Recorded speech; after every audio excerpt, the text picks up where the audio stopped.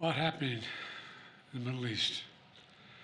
After 13 years of civil war in Syria, more than half a century of brutal authoritarian rule by Bashar Assad and his father before him, rebel forces have forced Assad to resign his office and flee the country.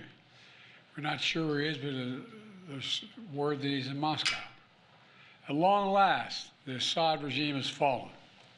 This regime brutalized and tortured and killed literally hundreds of thousands of innocent Syrians. The fall of the regime is a fundamental act of justice. It's a moment of historic opportunity for the long-suffering people of Syria to build a better future for their proud country. It's also a moment of risk and uncertainty.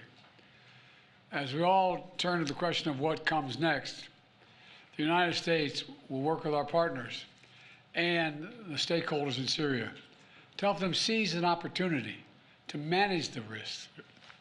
You know, for years, the main backers of Assad have been Iran, Hezbollah, and Russia. But over the last week, their support collapsed, all three of them, because all three of them are far weaker today than they were when I took office. And let's remember why. After Hamas attacked Israel on October the 7th, 2023, when much of the world responded with horror, Iran and its proxies chose to launch a multi-front war against Israel. That was a historic mistake on Iran's part. Today, Iran's main territorial proxy, Hezbollah, is also on its back. Only 12 days ago, I spoke from the Rose Garden about the ceasefire deal in Lebanon, a deal that was only possible because Hezbollah has been badly degraded. Meanwhile, Hamas has been badly degraded as well. Iran's own military capabilities have been weakened. Iran tried 2 times to attack Israel, and the United States and built a coalition of countries to directly defend Israel and help defeat those attacks. All this made possible for Iran and Hezbollah to continue to prop up, impossible, I should say, for them to prop up the Assad regime. Additionally, Russia's support for Assad also failed, and that's because Ukraine, backed by our American allies, has put up a wall of resistance against the invading Russian forces, inflicting massive damage on the Russian forces. And that has left Russia unable to protect its main ally in the Middle East. Excuse my cold.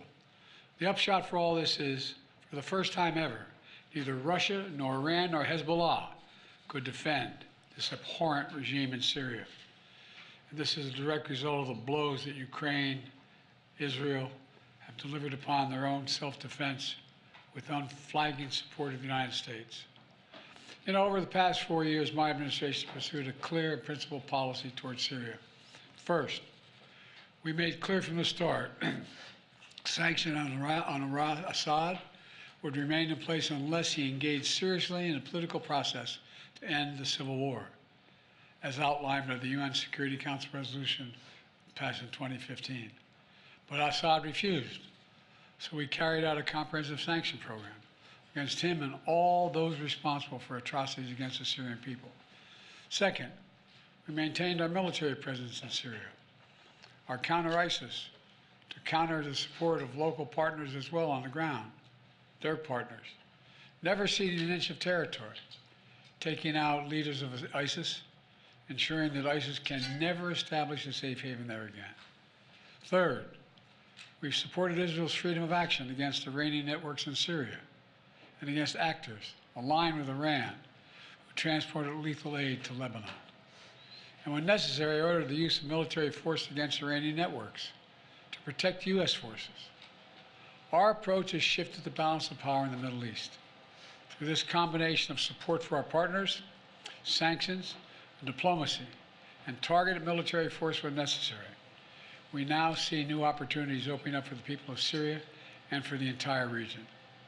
Looking ahead, the United States will do the following. First, we'll support Syria's neighbors, including Jordan, Lebanon, Iraq, and Israel, should any threat arise from Syria during this period of transition. I will speak with leaders of the region in the coming days. I had long discussions with all of our people earlier this morning. And I'll send senior officials from my administration to the region as well. Second, We will help ensure stability in eastern Syria, protecting any personnel, our personnel, against any threats, and will remain our mission against ISIS will be maintained, including the security of detention facilities where ISIS fighters are being held as prisoners. We're clear-eyed about the fact that ISIS will try to take advantage of any vacuum to reestablish its capabilities and to create a safe haven. We will not let that happen.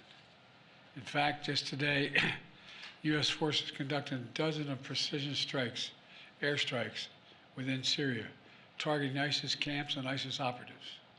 Third, we will engage with all Syrian groups, including within the process led by the United Nations, to establish a transition away from the Assad regime toward independent, sovereign, independent, I want to say it again, sovereign Syria, with a new constitution, a new government that serves all Syrians. And this process will be determined by the Syrian people themselves. And the United States will do whatever we can to support them, including through humanitarian relief, to help restore Syria after more than a decade of war and generations of brutality by the Assad family. And finally, we will remain vigilant. Make no mistake, some of the rebel groups that took down Assad have their own grim record of terrorism and human rights abuses. We've taken note of statements by the leaders of these rebel groups in recent days, and they're saying the right things now. But as they take on greater responsibility, we will assess not just their words, but their actions. And we are mindful that there are Americans in Syria, including those who reside there, as well as Austin Tice, who was taken captive more than 12 years ago. We remain committed to returning him to his family. As I've said, this is a moment of considerable risk and uncertainty, but I also believe this is the best opportunity in generations for Syrians to forge their own future, free of opposition. It's also an opportunity though it's far from certain, for a more secure and prosperous Middle East, where our friends are safe, where enemies are contained. And it would be a waste of this historic opportunity if one tyrant were toppled and only to see a new one rise up in its place. So it's now incumbent upon all the opposition groups to seek a role in governing Syria, to demonstrate their commitment to the rights of all Syrians, the rule of law, and the protection of religious and ethnic minorities. These past few days have been historic. And it's in the days ahead that will determine the future of this country. And we intend to approach them with strength, wisdom, and resolve. So thank you very much. God bless America, and God protect our troops. Thank you. What should happen to Assad now, Mr. President? Mr. President, What does are the you U.S. concerned know about all about that Austin war in Tice? the Middle East? What does the U.S. know about where Austin Tice might be and if he's safe? We believe he's alive. We think we can get him back, but we have no direct evidence of that yet. And Assad should be held accountable. Have you directed an operation to go get him, Mr. President? Is Assad in Moscow? Get who? Austin Tice. We won't want to get him out. Yes, sir. We have to identify where he is.